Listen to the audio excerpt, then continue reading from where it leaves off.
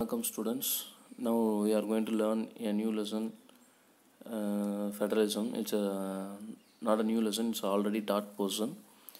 Now I am going to give a short revision about the federalism. First we will directly see what is federalism. What is federalism? Here, federalism is a system of government in which the power is divided between central authority and various constituent units of the country. கூட்டாட்சி முறை அப்படின்னு தமிழ் சொல்லுவாங்க. கூட்டாட்சி முறை அப்படின்னா என்னென்னா ரெண்டு விதமான அரசாங்கம் இல்லை ரெண்டுக்கு மேற்பட்ட அரசாங்கம் இணைந்து ஆட்சி செய்வது. So here central government, state government and local government combine together and ruling the India. So each and every citizen is governed by 3 government. இப்போ நான் இருக்கேன் அப்படின்னா எனக்கு தேவையானது பஞ்சாயத்து தலைவரும் செய்வார், எம்எல்ஏவும் செய்வார், எம்பி செய்வார். So 3 kind of the government all is running the government. 3 governments: state government, local government and central government. So it has 2 level of government. Normally in some of the country have only 2 level of government, but in India we are having 3 level of government. One is union government. Here they are mentioned as 2 level of government. In that one is union government, that is for entire government, entire country. The second government is only the local, the level of provinces or states. State government or provinces, மாகாணம்னு சொல்லுவாங்க, அந்த இதுக்கு இருப்பாங்க.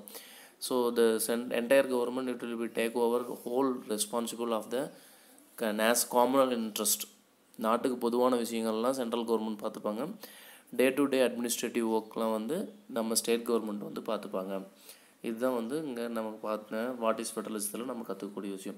What is federalism அப்படின்னா, federalism is a system of government in which the power is divided between central authority and various constituent units of the country. Next, very important question is key features of federalism. இதில் 7 features இருக்கும். First one, 2 or more level of government will be there. இந்த கூட்டாட்சி முறையோட சிறப்பியல்புகள், ஒரு குணநலங்கள், பண்புகள் அப்படின்னு பார்த்தோம் அப்படிங்கன்னா, இதில் 2 இல்லை 2க்கு மேற்பட்ட அரசாங்கம் இருக்கும். 2 or more level of government tiers will be there. Different tiers of government govern the same citizen. As I mentioned earlier, if I am a person, I governed by panchayat தலைவர், that is president, and MLA or MP. So same kind of citizens is governed by different leaders. So every persons, they are having jurisdiction means authority of limits, யாருக்கு எவ்வளோ அதிகாரம் இருக்குது அப்படிங்கிறது. So everything they were mentioned in the constitution. So they have power, legislation, taxation and administration. ஒவ்வொருத்தருக்கும் சட்டம் இயற்றுறது. இப்போ ஒரு எம்எல்ஏக்கு நாட்டுக்கு, அதாவது மாநிலத்துக்கு தேவையான சட்டம் இயற்றுறது, ஒரு எம்பியா இல்லைனா ஒரு பிரைம் மினிஸ்டராக அவங்க நாட்டுக்கு சட்டம் இயற்றுறது, வரி வாங்கிறது, நிர்வாகம் பண்ணுறது அப்படின்னு நாட்டுக்கு மாநிலத்துக்கு தனித்தனியாக ஜூரிஸ்டிக்ஷன், சட்ட அதிகாரம் இருக்குது அப்படின்னு சொல்கிறாங்க. So different tier of governments govern the same citizens. ஒரே சிட்டிசன் 2 வகையான கவர்மெண்ட் இல்லை 3 வகையான கவர்மெண்ட் ஆட்சி செய்கிறது தான் அது. Third one is all the powers. What are the powers? Making law or administration or taxation, increasing revenue. So all the powers, everything is mentioned, specified in the constitution. So anyone cannot be unilaterally changed. யாராவது ஒரு அரசாங்கம் மட்டும் என்ன பண்ண முடியாது அப்படின்னா, தன்னிச்சையாக அந்த கான்ஸ்டியூஷனில் இருக்கக்கூடிய விஷயத்தை மாற்றிட முடியாது அப்படின்னு சொல்கிறாங்க. Court have power if it is any problem between, we already know that federalism is a joining together of 2 or more level of government. When the state government or central government have a conflict or problem, so here court has more power. Court act as an umpire. இவங்க என்ன பண்ணுறாங்க, நடுவராக இருந்து இந்த court மாநில அரசுக்கும் மத்திய அரசுக்கும் உள்ள பிரச்சனைகள் தீர்த்து வைக்கிறாங்க. அடுத்து சோர்சஸ் ஆஃப் ரெவன்யூ. எந்த மாநில அரசு, இல்லை நடுவண் அரசு, மத்திய அரசு எவ்வளோ ரெவன்யூ வாங்கணும், எவ்வளோ டேக்ஸ் கலெக்ட் பண்ணணும் அப்படிங்கிறது எல்லாமே கிளியராக நமக்கு ஸ்பெசிஃபை பண்ணியிருக்காங்க. Everything is clearly specified in the constitution. we just following the constitution, we are ruling the constitution. Then 7th one is the federal system dual objective. ஒன்று safeguard, another one is promote unity of the country. இந்த ஃபெடரலிசத்தோட ரொம்ப முக்கியமான objective என்ன அப்படின்னா மேல் சொன்னக்கூடியது எல்லாத்தையும் பாதுகாக்கணும், அதே சமயத்தில் நாட்டோட ஒற்றுமையை வந்து பலப்படுத்தணும் அப்படிங்கிறது தான் இதனோடது. இதுதான் வந்து நம்ம கீ ஃபீச்சர்ஸ் ஆஃப் ஃபெடரலிசத்தில் பார்த்த 7 பாயிண்ட்ஸ். இதில் வந்து 2 ஃபார்ம்ஸ் ஆஃப் ஃபெடரேஷன் இருக்குது, 2 கைண்ட்ஸ் ஆஃப் ஃபெடரேஷன் இருக்குது. ஒன்று என்னென்னு பார்த்தீங்கன்னா coming together federation, another one is holding together federation. First coming together federation அப்படின்னா என்னென்னு பார்க்குறோம் அப்படின்னா, இங்கே ஹைலைட்டட் பாயிண்ட்ஸ் பாருங்கள். State coming together on their own to form bigger units so that by pooling sovereignty and retaining identity they can increase their security. This type of coming together federation எங்கெங்கெல்லாம் இருக்குன்னா USA, Switzerland and Australia. இங்கே என்ன சொல்கிறாங்க, coming together federation அப்படின்னா மிகப்பெரிய பலம் பொருந்திய units எல்லாம் சேர்ந்து இன்னும் பெருசாக சேர்றாங்க. கம்மிங் டுகெதர் எல்லாம் சின்னதாக இருக்கக்கூடியதெல்லாம் இப்போ யூஎஸ்ஏ, சுவிட்சர்லாந்து அண்ட் ஆஸ்திரேலியா இது மாதிரி தனித்தனியாக இருக்கக்கூடியவங்கெல்லாம் சேர்ந்து தனித்தனி மாநிலங்களாக இருக்கக்கூடியது, எல்லாம் தனித்தனி சிற்றரசுகளாக இருக்கக்கூடியது, இல்லைனா ப்ரொவின்சஸாக இருக்கக்கூடியது எல்லாம் ஒன்று சேர்ந்து அவங்க என்ன பிக்கர் யூனிட்டாக மாறுறாங்க. அப்படி எல்லாம் ஒன்று சேர்ந்து வரக்கூடியது தான் கம்மிங் டுகெதர் ஃபெடரேஷன் அப்படின்னு சொல்கிறாங்க. இதெல்லாம் ஆல்ரெடி நம்ம டீட்டெயிலாக நம்ம கிளாஸில் நடத்தியிருப்போம். அடுத்து ஹோல்டிங் டுகெதர் ஃபெடரேஷன்னா ஹோல்டிங்னு ஒன்று பிடிச்சிக்கிறது, ஹோல்ட் பண்ணி வச்சுருது.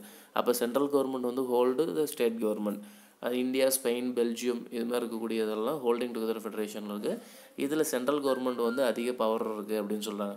ஆனால் இந்த கம்மிங் டுகெதர் ஃபெடரேஷனில் வந்து அப்படிலாம் இல்லை, எல்லாத்துக்கும் டிஃப்ரெண்ட் பவர் இருக்கும். All are equal. So here they are given all the constituent states usually have equal power அப்படின்னு சொல்கிறாங்க. பட் இங்கே ஹோல்டிங் டுகெதர் ஃபெடரேஷனில் வந்து ஈக்குவல் பவர் கிடையாது, சென்ட்ரல் கவர்மெண்ட்டுக்கு வந்து அதிகமான பவர் இருக்குது அப்படின்னு சொல்கிறாங்க. ஸோ இது வரைக்கும் நம்ம என்னென்ன பார்த்துருக்கோம் அப்படின்னா, ஃபெடரலிசம்னா என்னென்னு பார்த்துருக்கோம். செகண்ட் ஒன்று வந்து கீ ஃபீச்சர்ஸ் ஆஃப் ஃபெடரலிசம் பார்த்துருக்கோம். மூணாவது வந்து coming together and holding together federation அப்படிங்கிறது. இது ஒரு டிஃப்ரென்ஷியேஷன் கொஸ்டினாக கேட்பாங்க 3 மார்க் கொஸ்டினில், இல்லை தனியாக ஏதாவது ஒன்று மட்டும் 3 மார்க் கொஸ்டினில் கேட்கறதுக்கான வாய்ப்புகள் அதிகமாக இருக்குது. Now what makes India federal country? India வந்து ஒரு கூட்டாட்சி கண்ட்ரி அரசாக எது கொண்டு வருது அப்படின்னா, here they are given the power is shared between different government. So that is they are given 3 lists they are given. One is union list, another one is concurrent list, another one is state list. இது என்ன 3 list அப்படின்னா நம்ம already பார்த்துருப்போம். இருக்கக்கூடிய power வந்து 3 பேர்த்துக்கும் பிரித்து கொடுத்துட்றாங்க. சென்ட்ரல் கவர்மெண்ட்னா இந்த வேலையை பாரு, ஸ்டேட் கவர்மெண்ட்னா இந்த வேலையை பாரு, யூனியன் கன்கரண்ட்டுக்குன்னா 2 பேரும் சேர்ந்து இந்த வேலையை பாருங்கள் அப்படின்னு அவங்களுக்கும் உண்டான வேலையை பிரித்து கொடுத்துருக்காங்க. ஸோ யூனியன் லிஸ்ட்டில் வர்றது என்னென்ன அப்படின்னா நேஷ்னல் இம்பார்ட்டன்ஸ், நாட்டுக்காக எது எதெல்லாம் முக்கியமோ அதெல்லாம் யூனியன் லிஸ்ட்டில் வரும். இப்போ உதாரணத்துக்கு கண்ட்ரியோட கரன்சி எடுத்துக்காங்களேன். இப்போ தமிழ்நாட்டுக்கு தேவையான கரன்சி தமிழ்நாடு அச்சடிக்கிறதுல, கேரளாவுக்கு தேவையானது கேரளா அச்சடிச்சிக்கிறதுல. ஸோ இது மாதிரி காமனெல்லாம் ஒட்டுமொத்த அரசுக்கும் பொதுவான இருக்கக்கூடிய விஷயங்கள்லாம் யார் பார்த்துக்கிறாங்க அப்படின்னா யூனியன் லிஸ்ட் பார்த்துக்கிறாங்க. So that is why they were given in the term of national importance. What are the national importance? They were given defense of the country, நாட்டோட பாதுகாப்பு, ஃபாரின் அஃபேர்ஸ், வெளிநாடுகளில் ஏதாவது பேச்சுவார்த்தை நடத்தணும், அக்ரிமெண்ட் போடணும், வெளிநாடுகளுக்கு போகிறது, இது மாதிரியான வேலைகள், பேங்கிங் வங்கிகள் சம்மந்தப்பட்டது, கம்யூனிகேஷன் தகவல் தொடர்பு, ஒரு நாட்டுக்கு இன்னொரு நாட்டுக்கு தகவல் தொடர்பு இதெல்லாம், அண்ட் கரன்சி பணம், இது மாதிரியான விஷயங்கள் எல்லாத்தையும் முடிவெடுக்கக்கூடியது யார் அப்படின்னா யூனியன் லிஸ்ட். எதுக்கு இவங்க இந்த பவர் வந்து இவங்கிட்ட இருக்குது, மற்ற டிபார்ட்மெண்ட்லாம் இந்த டிபார்ட்மெண்ட்டை வேறு யாருக்கும் ஸ்டேட் லிஸ்ட்டுடியோ இல்லை கன்கரண்ட் லிஸ்ட்டுடியோ கொடுக்கக்கூடாது அப்படின்னா இது யூனிஃபார்ம் பாலிசி, ஒட்டுமொத்த நாட்டிலையும் ஒரே மாதிரியான பாலிசி இருக்கணுங்கிறதுக்காக இது வந்து சென்ட்ரல் கவர்மெண்ட் கொடுத்துருக்காங்க. The union government alone can make laws. Who can make law for the union list? Only the central government can make law. The second one is state list. So as we learned, the union list is national importance. The state list is state and local importance. So here only the state government can make law for this state list. So what are the things will come under category of state list? Here they are mentioned: police, trade, commerce, agriculture and irrigation. So these all are, if for example police, Tamil Nadu police will be there, Karnataka police will be there. So for the particular states, particular police will be work. As same like that, every states have these kind of the departments. So that is why the state list is concerned only local importance things. So only the state can make law for this state list subjects. What are the subjects are comes under category of state list? For that only the state can make law. இந்த state list சொல்லக்கூடிய எல்லா டிபார்ட்மெண்ட்டுக்கும் யார் வந்து சட்டம் இயற்றலாம் அப்படின்னா state வந்து சட்டம் இயற்றலாம் அப்படின்னு சொல்கிறாங்க. கன்கரண்ட் லிஸ்ட் அப்படின்னா ரெண்டுமே சேர்ந்தது. காமன் இன்ட்ரெஸ்ட் டு போத், எந்த நாட்டுக்கும் பொதுவாக இருக்கணும், மாநிலத்துக்கும் பொதுவாக இருக்கக்கூடிய விஷயங்கள்லாம் இதில் வரும். ஃபார் எக்ஸாம்பிள் இந்த இடத்துல நம்ம எஜுகேஷன் எடுத்துக்குவோமே. எஜுகேஷன் அப்படிங்கிறது நம்ம சென்ட்ரல் கவர்மெண்ட் எஜுகேஷனும் படிக்கிறோம், ஸ்டேட் கவர்மெண்ட் எஜுகேஷனும் படிக்கிறோம். ஸோ அப்போ எஜுகேஷன் பற்றி ரெண்டு அரசாங்கமும் முடிவெடுக்கக்கூடியது இருக்குது அப்படிங்கிறது தான் இங்கே. அப்போது கன்கரண்ட் லிஸ்ட்டில் வந்து ரெண்டு கவர்மெண்ட்டும் சேர்ந்து முடிவெடுக்கக்கூடியது என்னென்ன டிபார்ட்மெண்ட் அப்படின்னு இங்கே கொடுத்துருக்காங்க அப்படின்னா எஜுகேஷன் கொடுத்துருக்காங்க, ஃபாரஸ்ட் கொடுத்துருக்காங்க, ட்ரேட் யூனியன்ஸ் கொடுத்துருக்காங்க, மேரேஜ், அடாப்ஷன் அண்ட் சக்சஷன் வாரிசுகள் எடுக்கக்கூடியது, அதுக்கப்புறம் அவங்களோட சொத்து உரிமைகள் வந்து யாருக்கு போகலாம் அப்படிங்கிறது, அடுத்து யாருக்கு போகணும் அப்படிங்கிறது. ஸோ இது மாதிரியானதெல்லாம் கொடுத்துருக்காங்க. இதுக்கு யார் சட்டம் இயற்றுவாங்க அப்படின்னா both the union as well as the state government, both they can make law. Suppose if there is any conflict among the state government and central government, so union government will be prevail. So union கவர்மெண்ட்டோட சட்டத்தை வந்து அவங்க கடைசியில் நம்ம முடிவு எடுத்துக்கலாம் அப்படின்னு சொல்கிறாங்க. ஓகே சார், நாம் இது வரைக்கும் state list, concurrent list, union லிஸ்ட்டுன்னு பார்த்தோம். இந்த 3 லிஸ்ட்லேயும் வராததெல்லாம் எதில் வரும் அப்படின்னா அது மாதிரியான இதற்கு ஏதாவது இருந்தது அப்படின்னா subject that to not fall in any other of the 3 list. For example computer software. இப்போ இங்கே சொன்னதெல்லாம் வந்து இந்திய அரசாங்கம், இந்தியா வந்து சுதந்திரமாகும் போதே யூனியன் கான்ஸ்டியூஷன் எழுதியிருப்பாங்க. பட் இந்த கம்ப்யூட்டர் சாஃப்ட்வேர் இது மாதிரி தகவல் தொழில் தொடர்புலாம் வந்து ரொம்ப டெவலப் ஆனது ஆஃப்டர் இண்டிபெண்டன்ஸ் ஒன்லி. அப்போ இந்த மாதிரியான இதெல்லாம் எதில் போகும் அப்படின்னா தட்ஸ் ரெசிடரி சப்ஜெக்ட்ஸ் அப்படிங்கிறத போட்டுருவாங்க. ஸோ இந்த ரெசிடரி சப்ஜெக்ட் வந்து யூனியன் கவர்மெண்ட் வந்து அதிகமான பவர் இருக்குது சட்டம் இயற்றுறதுக்கு. So according to our constitution they were written when they were writing the constitution itself the time. Suppose if in future if it is any updation is there or any other new department if it is joined inside, so the union government has power to legislate on these residuary subjects அப்படின்னு அவங்க சொல்லியிருக்காங்க. அப்போ நமக்கு 4 list இருக்குது. ஒன்று concurrent list, state list, union list, அது இல்லாமல் residuary subjects அப்படின்னு ஒன்று இருக்குது. அதெல்லாம் மீதி மேலே இருக்கக்கூடிய 3 லிஸ்ட்லேயும் வராத ஐட்டம்ஸ்லாம் வந்து இதில் வந்து சேரும் அப்படின்னு சொல்கிறாங்க. இதுக்கு யார் சட்டம் இயற்றுவாங்க அப்படின்னா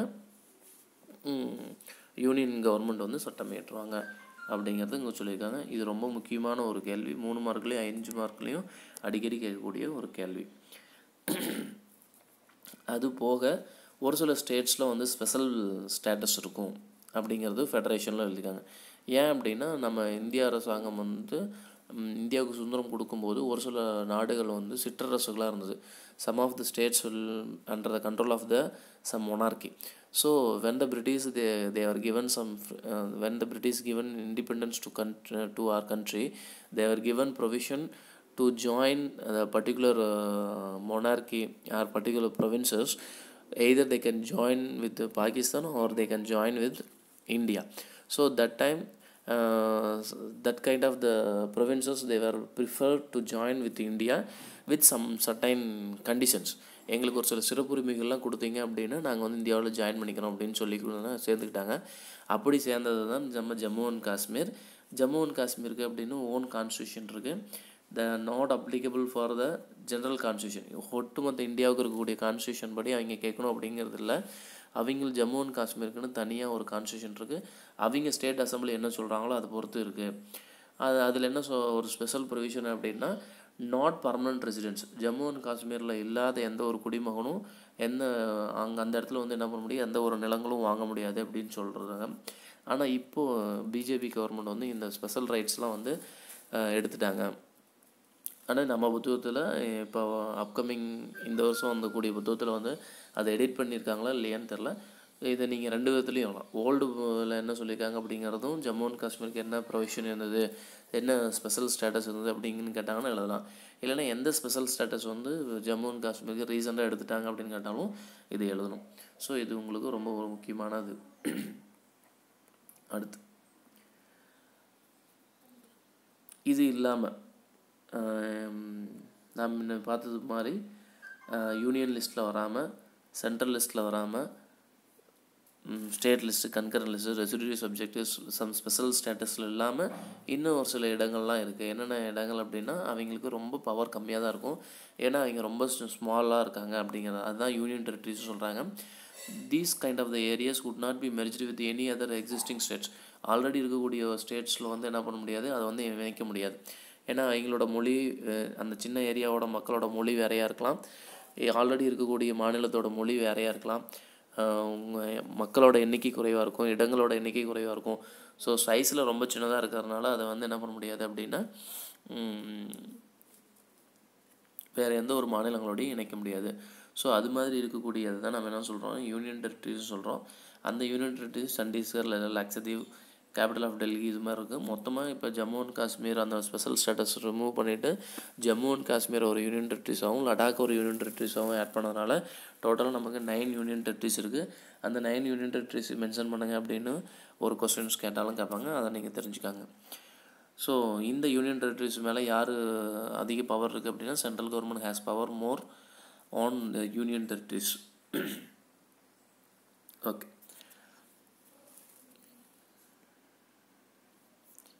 So everything we mention, everything they are mentioned in the constitution. How much power should be shared, what are the areas will be controlled by which list, union list, state list, everything they are mentioned. So it is not easy to change the power. இப்போ எனக்கு கொடுத்துருக்கக்கூடிய power வந்து ஈஸியாக change பண்ணிட முடியாது. எப்படி change பண்ண முடியும் அப்படின்னா, they have to be passed both houses of parliament. இது மாதிரி சேஞ்சஸ் கொண்டு வரலாம் அப்படின்னு என்ன பண்ணணும், 2 லோக்சபா, ராஜ்யசபா 2 சபாவிலையும் என்ன பண்ணணும், அவங்க வந்து பில் பாஸ் பண்ணணும். அந்த பில் பாஸ் பண்ணதுக்கப்புறம் அவங்க என்ன பண்ண வாக்கெடுப்பாங்க. ஸோ அதில் 2/3 majority of the people if they say okay for the changing the amendment in the constitution then we can change it. So அதான் சொல்கிறாங்க. ஃபஸ்ட்டு இதில் இருக்கக்கூடியது வந்து நம்ம யாரும் ஈஸியாக மாற்றிட முடியாது. ஒருவேளை அப்படி மாற்றணும் அப்படின்னா என்ன பண்ணணும், 2 ஹவுசஸ்லேயும் at least 2/3 majority of the people they have to say okay. So இதில் வந்து சட்டம் மாற்றுறதில்ல, அந்த கான்ஸ்டியூஷனில் இருக்கக்கூடிய ஏதாவது ஒரு மாற்றம் கொண்டு வரணும், இல்லை பவர்ஸில் ஏதாவது ஒரு மாற்றம் கொண்டு வரணும் அப்படின்னா judiciary's plays and very important role. இந்த ஜுடிஷியரி ஏதாவது பிரச்சனை, சுப்ரீம் கோர்ட்டுக்கோ ஹைகோர்ட்டுக்கோ ஏதாவது பிரச்சனை இருக்குது அப்படின்னா, ஹைகோர்ட் சொல்கிறதோ சுப்ரீம் கோர்ட் சொல்கிறது வந்து ஹைகோர்ட் வந்து கேட்டுக்கணும். ஸோ இந்த டிவிஷன் ஆஃப் பவரில் இருக்கக்கூடிய ப்ராப்ளம் வந்து ஹைகோர்ட்டில் சுப்ரீம் கோர்ட் தீர்த்து வைக்கலாம். இவங்க 2 பேத்துக்குள்ளேயும் ஏதாவது பிரச்சனை அப்படின்னா சுப்ரீம் கோர்ட் சொல்கிறத நம்ம வந்து எடுத்துக்கணும்.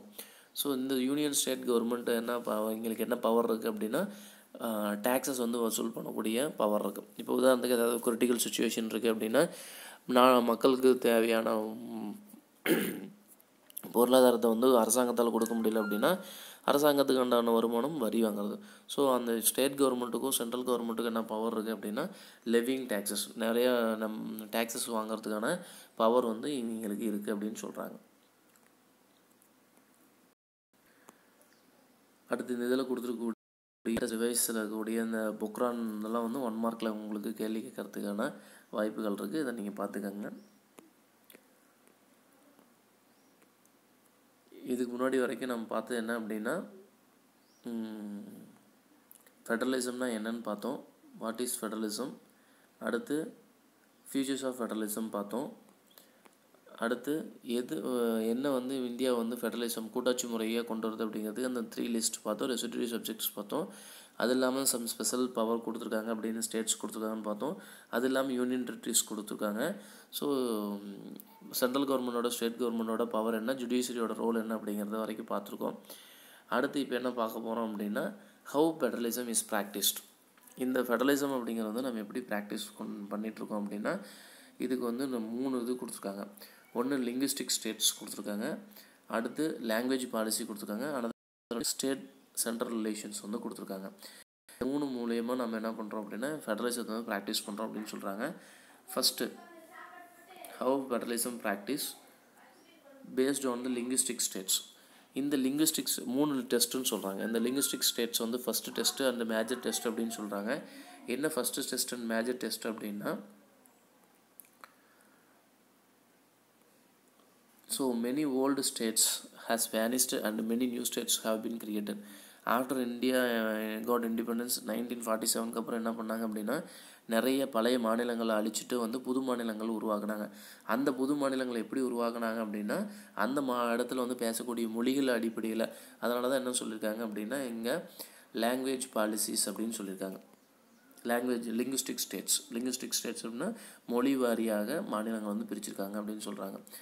ஸோ இங்கே 1947 அப்புறம் பவுண்ட்ரிஸ் வந்து நிறைய ஓல்டு ஸ்டேட்ஸ் வந்து சேஞ்ச் ஆகிருக்கு, புது ஸ்டேட்ஸ் வந்து க்ரியேட் பண்ணியிருக்காங்க அப்படின்னு சொல்கிறாங்க. எப்படி அதை அவங்க க்ரியேட் பண்ணாங்க அப்படின்னா same language people they were lived in the same states. ஒரே மொழி பேசக்கூடிய மக்கள் வந்து ஒரே இப்போ தமிழ்நாட்டில் தமிழ் பேசக்கூடியங்க, கர்நாடகாவில் கன்னடம் பேசக்கூடியங்க, கேரளாவில் மலையாளம் பேசக்கூடியங்க அப்படின்னு மொழி வாரியாக மாநிலங்கள் வந்து பிரிக்கப்பட்டது அப்படின்னு சொல்கிறாங்க. அது தவிர மொழி தவிர கல்ச்சர், கலாச்சாரம், எத்னிசிட்டி, நிறைய வகையான மக்கள் இருக்கக்கூடியது, ஜியாகிரஃபி, புவி அமைப்பு, இதெல்லாம் இதையும் சேர்த்து ஒரு சில மாநிலங்கள்லாம் அமைஞ்சிருக்காங்க அப்படின்னு சொல்கிறாங்க. உதாரணத்துக்கு நாகாலாந்து, உத்தரகாண்ட், ஜார்க்கண்ட்லாம் வந்து ஒரே ஒரு மொழி பேசக்கூடிய மக்கள் இருக்க மாட்டாங்க, இவங்கெல்லாம் கலந்துருப்பாங்க. ஸோ அதனால தான் எத்னிசிட்டி அப்படிங்கிறது சொல்லியிருக்காங்க. ஸோ இந்த லிங்குஸ்டிக் ஸ்டேட்ஸ் அப்படிங்கிறது என்ன சொன்னாங்க, நம்ம இந்த மொழி வாரியாக மாநிலங்களை பிரித்து நம்ம ஆட்சி செஞ்சதுனால எந்த ஒரு பிரச்சனையும் இல்லை. இப்போ ஒரே மாநிலத்தில் வந்து நிறைய மொழி பேசக்கூடிய மக்கள் வந்து அதிகமான முறையில் கலந்துருந்தாங்க அப்படின்னா அவங்களுக்குள்ளார பிரச்சனை வரும், சரியாக ஆட்சி செய்ய முடியாது. அப்போ இந்த ஃபெடரலிசம் எப்படி ப்ராக்டிஸ் பண்ணியிருக்காங்க அப்படின்னா மொழிகள் வாரியாக மாநிலங்களை பிரிச்சிருக்காங்க. So they were separated the states on the basis of the languages.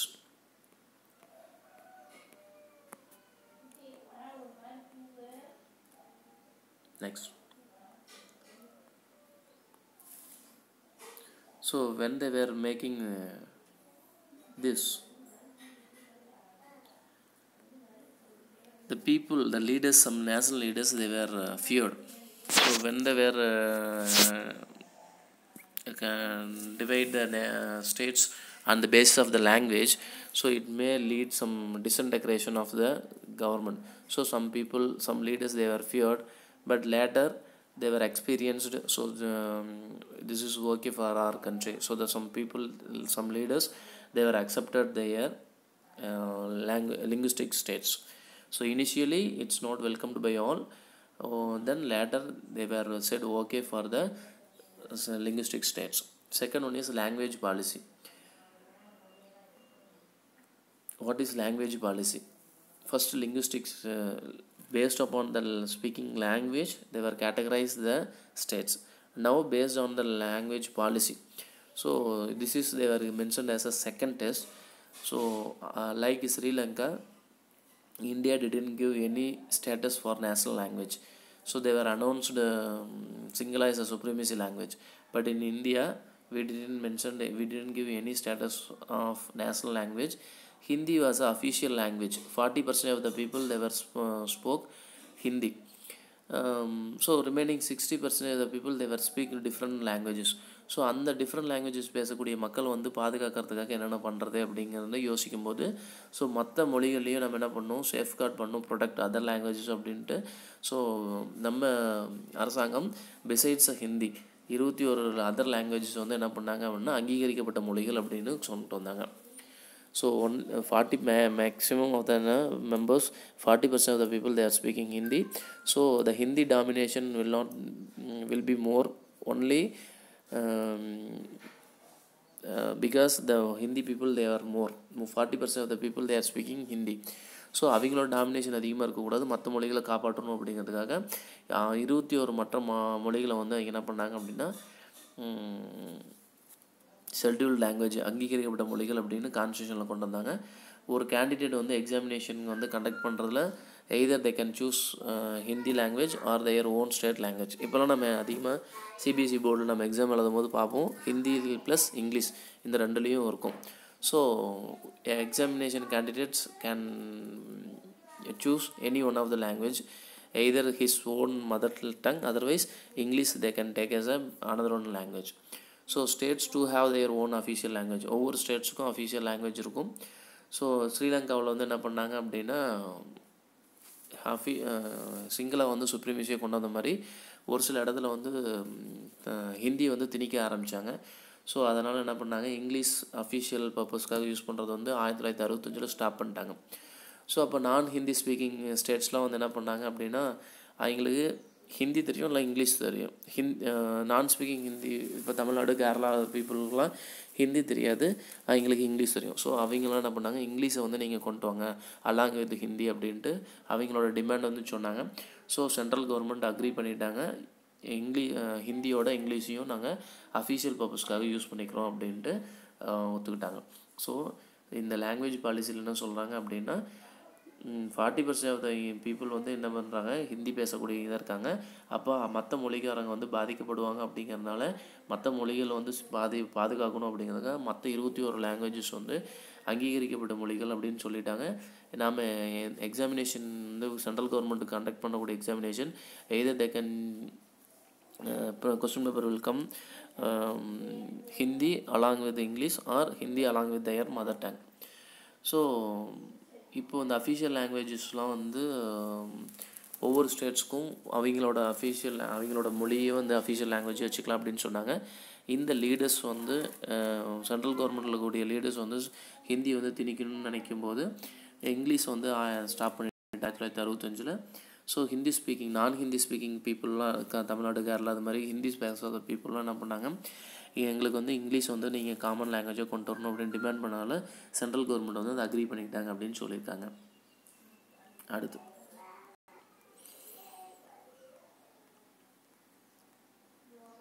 Third test 3 சொன்னோம். ஒன்று linguistic states, second one is language policy, 3வது சென்டர் ஸ்டேட் ரிலேஷன். இந்த ஒரு சென்டருக்கும் ஸ்டேட்டுக்கும் ரிலேஷன்ஸ் எப்படி இருக்குது அப்படிங்கிறத பொறுத்தும் நம்ம கூட்டாட்சி வந்து இருந்தது அப்படின்னு சொல்கிறாங்க. நம்ம கவர்மெண்ட் வந்து என்ன பண்ணாங்க, restructuring the central state relation. India இண்டிபெண்டன்ஸுக்கு முன்னாடியும் சரி, இந்தியா இண்டிபெண்டன்ஸ் வாங்கினதுக்கு அப்புறமும் சரி, சென்டருக்கும் ஸ்டேட்ஸுக்கும் ரிலேஷன்ஸ் வந்து கொஞ்சம் சென்ட்ரலோட டாமினேஷன் அதிகமாக இருந்தது. அதை வந்து ரீஸ்ட்ரக்சர் பண்ணாங்க. ஏன் அப்படின்னா ஒரே கட்சி வந்து 2 இடத்துலையும் சென்டர்லேயும் ஸ்டேட்ஸ்லேயும் மாற்றி ஆட்சி செஞ்சுக்கிட்டு இருந்தனால இருந்தது. அப்போ ரூலிங் பார்ட்டி என்ன பண்ணாங்க அப்படின்னா, ரூலிங் பார்ட்டி வந்து ஸ்டேட்டில் இருக்கக்கூடிய பார்ட்டி வந்து டாமினேட் பண்ண ஆரம்பித்தாங்க. அப்படி இல்லை 2 இடத்துலையும் ஒரே மாதிரி பார்ட்டி இல்லைன்னா ரூலிங் பார்ட்டி ஸ்டேட் லெவலில் வந்து டிஃப்ரெண்ட்டாக இருக்கும். இப்போ ஒரு உதாரணத்துக்கு மேலே பிஜேபி ஆட்சி செஞ்சிட்ருக்கு, இங்கே திமுக ஆட்சி செஞ்சிட்ருக்கு அப்படின்னா அவங்களோட ரூலிங் பார்ட்டி வேறு, சென்ட்ரலுக்கு ஸ்டேட்டோட ரூலிங் பார்ட்டி வேறு. அப்போ என்ன பண்ணுவாங்க, சென்ட்ரல் கவர்மெண்ட் வந்து ஸ்டேட் கவர்மெண்ட் வந்து ரொம்ப டாமினேட் பண்ணாங்க. ஒரு சில இடத்துல டிஸ்மிஸ் பண்ண கூட ஆரம்பித்தாங்க. கான்ஸ்டியூஷன் வந்து மிஸ்யூஸ் பண்ணி அவங்க வந்து டிஸ்மிஸ் பண்ண ஆரம்பித்தாங்க ஸ்டேட் கவர்மெண்ட்டை. ஸோ இதை வந்து மாற்றணும் அப்படிங்கிறதுக்காக 1990 வந்து நிறைய ரீஜனல் பார்ட்டிஸ் வந்தது. அப்போ இந்த நிறைய ரீஜனல் பார்ட்டிஸ் வரவும் என்ன பண்ணிட்டாங்க அப்படின்னா, சென்ட்ரல் கவர்மெண்ட் வந்து தன்னிச்சையாக அவங்களால ஜெயிக்க முடியல. இது வரைக்கும் எந்த ஒரு சிங்கிள் பார்ட்டியும் அவங்களோட எந்த ஒரு கொலிஷன் கவர்மெண்ட் இல்லாமல் தனியாக அவங்க எலெக்ஷனில் நின்று ஜெயிக்கல. அப்போது நிறைய ரீஜனல் பார்ட்டிஸ் வந்து ஆரம்பிச்சிடும். அதாவது ஒவ்வொரு உள்ளூர்லேயும் ஒவ்வொரு மாநிலத்துலேயும் வந்து நிறைய பொலிட்டிக்கல் பார்ட்டிஸ் வரவும் என்ன பண்ணாங்க அப்படின்னா, சென்ட்ரல் கவர்மெண்ட்டு வந்து வேறு வழி இல்லாமல் அந்த ஸ்டேட் கவர்மெண்ட்டில் இருக்கக்கூடிய ரீஜனல் பார்ட்டிஸோட அலையன்ஸ் வந்து வச்சுக்கிட்டாங்க, கூட்டணி சேர்ந்துக்கிட்டாங்க. ஸோ அப்போது அந்த நிறையா அலையன்ஸ் வந்ததுனால அவங்க என்ன பண்ணாங்க, ஈஸியாக ஜெயிக்க முடிஞ்சது. அப்போது அவங்க ஒட்டுமொத்த இந்தியாவிலையும் ஒரு சில பெரும்பான்மையான வாக்குகள் பெற்று அதிகப்படியான இடங்களை ஜெயிச்சு ஆட்சி அமைக்கணும். அப்போ இது மாதிரியான ஸ்டேட் கவர்மெண்ட்டில் வந்து ஒவ்வொரு இடத்துலையும் அவங்க அலையன்ஸ் வைக்கும்போது அந்த சென்ட்ரல் கவர்மெண்ட் வந்து ஈஸியாக ஜெயிக்க முடிஞ்சது. ஸோ அப்போது சென்ட்ரல் கவர்மெண்ட்டும் ஸ்டேட் கவர்மெண்ட்டும் என்ன பண்ணது, கொஞ்சம் நட்புறவாக போக வேண்டிய ஒரு சூழ்நிலை இருந்தது. அதனால் என்ன பண்ணாங்க, நிறையா பேரும் சென்ட்ரல் கவர்மெண்ட் வந்து ஒரு சில ஷேர்ஸ் வந்து பவர் வந்து அந்த ஸ்டேட் கவர்மெண்ட்டோட ஷேர் பண்ணிட்டாங்க. அதே மாதிரி ஸ்டேட் கவர்மெண்ட் வந்து இது வரைக்கும் ரெஸ்பெக்ட் இல்லாமல் இருந்து இப்போ ரெஸ்பெக்ட் கொடுக்க ஆரம்பிச்சிருக்காங்க அப்படின்னு சொல்கிறாங்க. இந்த இதில் இதுதான் வந்து இதில் சொல்லியிருக்காங்க அப்படின்னா சென்ட்ரல் ஸ்டேட் ரிலேஷன்ஸ் சொல்லியிருக்காங்க. ஸோ சென்ட்ரல் கவர்மெண்ட்டுக்கு டிஃபிகல்ட்டாக இருந்தது. இப்போது நிறைய ரீஜனல் பொலிட்டிக்கல் பார்ட்டிஸ் வந்ததுக்கப்புறம் central government difficult to dismiss the state government. ஆனால் இதெல்லாம் 1992 அப்புறம் நடந்தது. அதுக்கு முன்னாடியெல்லாம் என்ன இருந்தது அப்படின்னா, சென்ட்ரல் கவர்மெண்ட் தான் அதிகமான பவர் இருந்தது. அவங்க நினச்சா ஸ்டேட் கவர்மெண்ட் வந்து டிஸ்மிஸ் பண்ணிக்க மாட்டாங்க. இல்லைன்னா சென்ட்ரல் கவர்மெண்ட்டும் மத்தியில் என்ன கவர்மெண்ட் இருக்கோ அதே மாநிலத்துலேயும் இருக்கும்போது அவங்க அண்டர்மைன் பண்ணாங்க அப்படின்னாங்க. ஸோ இப்போ இந்த 1992 அப்புறம் கான்ஸ்டியூஷன் அமெண்ட்மெண்ட்டுக்கு அப்புறம் நிறைய ரீஜனல் பார்ட்டிஸ் வந்ததுக்கப்புறம் இந்த சென்ட்ரல் ஸ்டேட்டோட ரிலேஷன்ஸ் வந்து மாறிடுச்சு அப்படின்னு சொல்கிறாங்க. யாருமே ஆர்பிட்ரரி மேனர் தன்னிச்சையாக என்ன பண்ண முடியாது அப்படின்னா, எந்த ஒரு அரசாங்கத்தையும் வந்து கலைக்க முடியாது அப்படின்னு சொல்கிறாங்க. இந்த இதில் என்ன கொடுத்துருக்காங்க அப்படின்னா, என்னென்ன நம்ம சொல்லியிருந்தோம் இல்லையா, ஹிந்தி வந்து 40% ஆஃப் த பீப்புள் பேசுகிறாங்க அப்படின்னு. ஸோ ரிமைனிங் ஸ்பீக்கர்ஸ் ஒவ்வொரு லாங்குவேஜும் எவ்வளோ பர்சன்டேஜ் ஆஃப் த பீப்புள் பேசுகிறாங்க அப்படின்னு இதில் போட்டிருக்காங்க. அடுத்து நம்ம முக்கியமாக பார்க்கக்கூடியது டீசென்ட்ரலைசேஷன் இந்தியா. இந்த டீசென்ட்ரலைசேஷன் இந்தியா அப்படிங்கிறது ரொம்ப முக்கியமான ஒரு இது. ஏன்னா டீசென்ட்ரலைசேஷன் அப்படிங்கிறதும் ஃபெடரலிசமும் ரொம்ப நெருக்கமானது. அதாவது ஒரே இடத்துல இருக்கக்கூடிய பவர் எடுத்து 2 வகையான அரசாங்கத்துக்கு கொடுக்கறது ஃபெடரலிசம். அதே தான் டீசென்ட்ரலைசேஷன் அப்படின்னு சொல்கிறாங்க. சென்ட்ரலைசேஷன் அப்படின்னா எல்லாம் ஒரே இடத்துல இருக்கக்கூடியது. டீசென்ட்ரலைசேஷன்னா பவர் வந்து எடுத்து சென்ட்ரல் கவர்மெண்ட்டு இருக்கக்கூடிய பவர் எடுத்து ஸ்டேட் கவர்மெண்ட்டுக்கும், ஸ்டேட் கவர்மெண்ட் இருக்கக்கூடிய பவர் எடுத்து லோக்கல் கவர்மெண்ட்டுக்கும் கொடுக்கக்கூடியது தான் டீசென்ட்ரலைசேஷன் அப்படின்னு சொல்கிறாங்க. ஏன் இந்த டீசென்ட்ரலைசேஷன் ரொம்ப முக்கியம் அப்படின்னா, because best settle at the local level. எந்த ஒரு ப்ராப்ளமாக இருந்தாலும், எந்த ஒரு இஷ்யூஸாக இருந்தாலும் அந்த லோக்கலில் இருக்கக்கூடிய பீப்புளுக்கு வந்து அந்த லோக்கலில் இருக்கக்கூடிய பிரச்சனை வந்து தெரியும். ஸோ அவங்க வந்து அந்த ப்ராப்ளத்தை சால்வ் பண்ணிக்கலாம். Better knowledge of the problem இந்த லொக்காலிட்டிஸ். எங்கள் ஏரியாவில் கரண்ட் இல்லை அப்படின்ட்டு, எங்கள் ஏரியாவில் மின்கம்பம் இல்லை, எலக்ட்ரிக்கல் போஸ்ட் இல்லை அப்படின்ட்டு நான் ஒரு எம்எல்ஏக்கோ எம்பிக்கோ போய் மனு கொடுக்க முடியாது. அப்போது உள்ளூர் பஞ்சாயத்து தலைவர்கிட்ட சொன்னால் அவர் போட்டு விட்றாரு. அப்போது உள்ளூர் இருக்கக்கூடிய பிரச்சனைகள் வந்து யாருக்கு அதிகமாக தெரியும் அப்படின்னா, உள்ளூரில் இருக்கக்கூடிய தலைவருக்கு தெரியும். ஸோ அதனால் நமக்கு லோக்கல் கவர்மெண்ட் வேணும் அப்படின்றாங்க. ஸோ எந்த இடத்துல அதிகமான பணம் செலவிடப்படணும், எது மாதிரியான சேஞ்சஸ்லாம் கொண்டு வரணும் அப்படிங்கிறது, எப்படி கரெக்டாக கொண்டு போகணும் அப்படிங்கிறது எல்லாமே உள்ளூர்காரங்களுக்கு தெரியுங்கனால இந்த லோக்கல் கவர்மெண்ட்டு ரொம்ப இம்பார்ட்டன்ட். ஸோ அதோட முக்கியமானது என்ன அப்படின்னா, எல்லா மக்களும் டைரெக்டாக பார்ட்டிசிபேட் பண்ண முடியும். ஸோ இதனால் நமக்கு என்ன வேணும் அப்படின்னா, லோக்கல் கவர்மெண்ட் வேணும். ஸோ அப்போ லோக்கல் கவர்மெண்ட்டுக்கு எங்கேருந்து பவர் கிடைக்கும்? ஸ்டேட் கவர்மெண்ட்டுக்கு எங்கேருந்து பவர் கிடைக்கும்? Central government.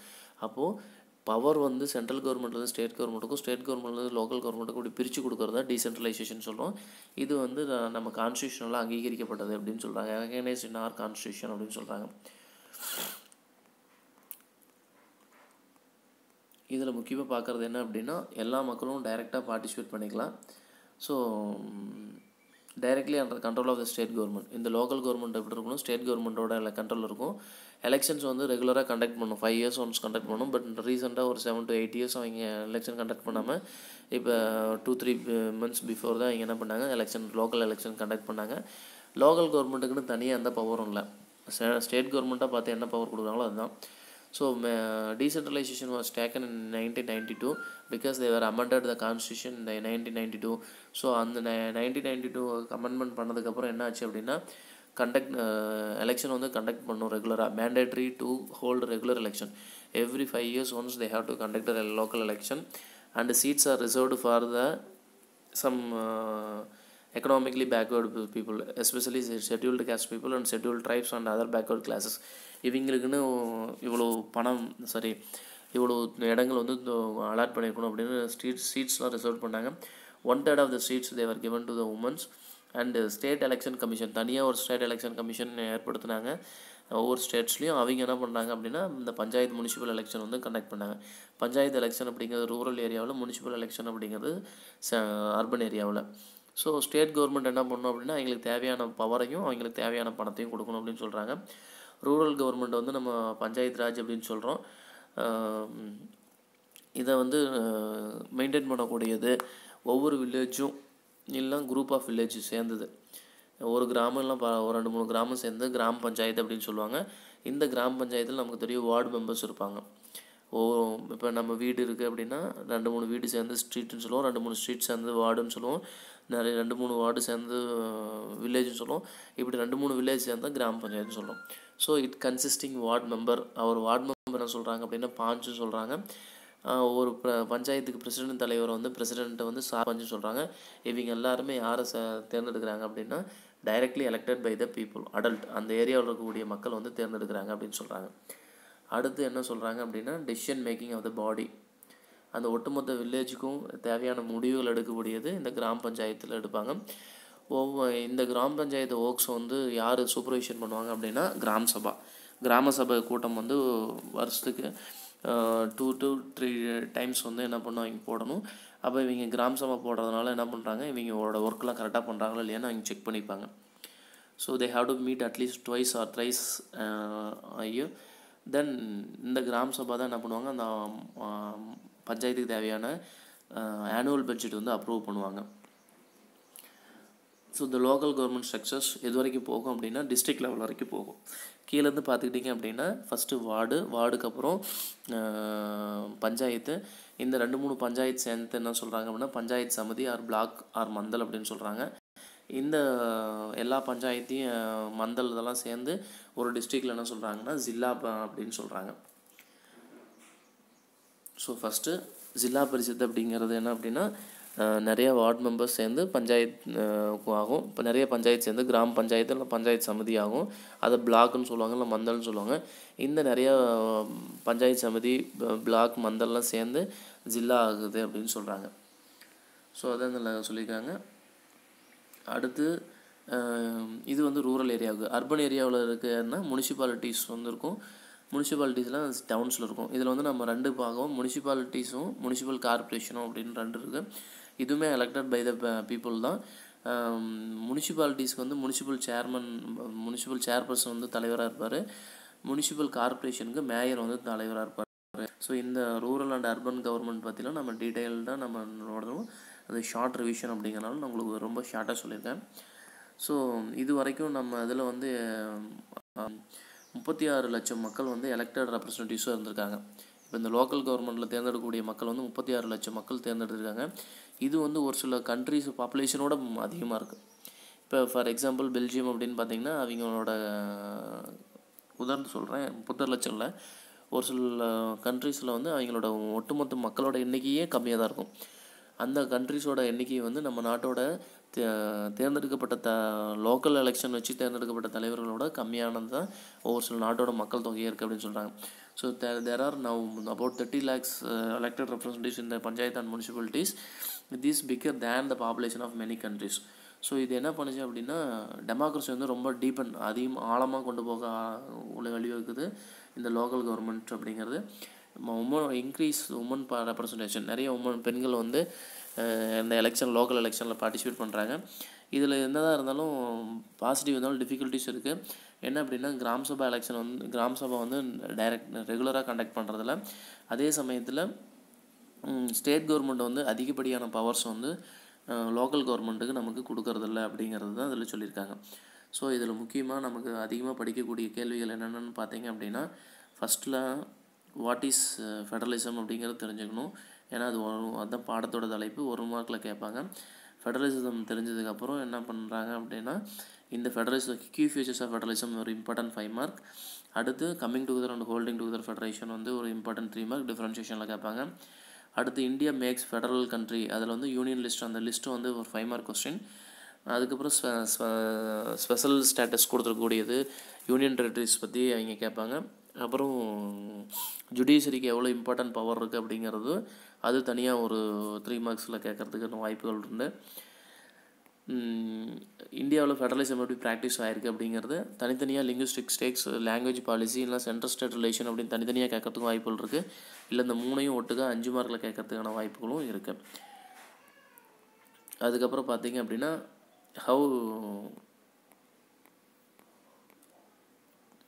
டீசென்ட்ரலைசேஷன் இந்தியாவில் வந்து எப்படி அதிகாரத்தை வந்து பிரித்து கொடுத்துருக்காங்க லோக்கல் கவர்மெண்ட்டுக்கு அப்படிங்கிறது. ஸோ டீசென்ட்ரலைசேஷன் இந்தியா அப்படிங்கிறது இந்த 4-5 பாயிண்ட்ஸ் கான்ஸ்டியூஷன் அமெண்ட்மெண்ட் பண்ணதுக்கப்புறம் வந்தது. இதெல்லாம் ரொம்ப இம்பார்ட்டண்டான பாயிண்ட்ஸ். அதுக்கப்புறம் நீங்கள் ஒரு முனிசிபல் கார்பரேஷன் என்ன, அதனோட தலைவர் யாருன்னு எழுதணும். முனிசிபாலிட்டினா யார், அதனோட தலைவர். இப்போ வார்டு மெம்பர்னால் யார், அதனோட தலைவர் யார். பஞ்சாயத்துனா என்ன, பஞ்சாயத்தோட தலைவர் யார், அவங்களுக்கு இன்னொரு பேர் என்ன, பாஞ்சு. ஸோ இது மாதிரி இருக்கக்கூடிய இன்ஃபர்மேஷன்லாம் நீங்கள் 1 மார்க்கில் எழுதணும். So this is about the second lesson, federalism. I hope you understand the lesson. Short revision. We already taught the lesson detailed manner. We are written some tests also. So this is for your Q1 revision purpose. Thank you students. We will see you in the next class.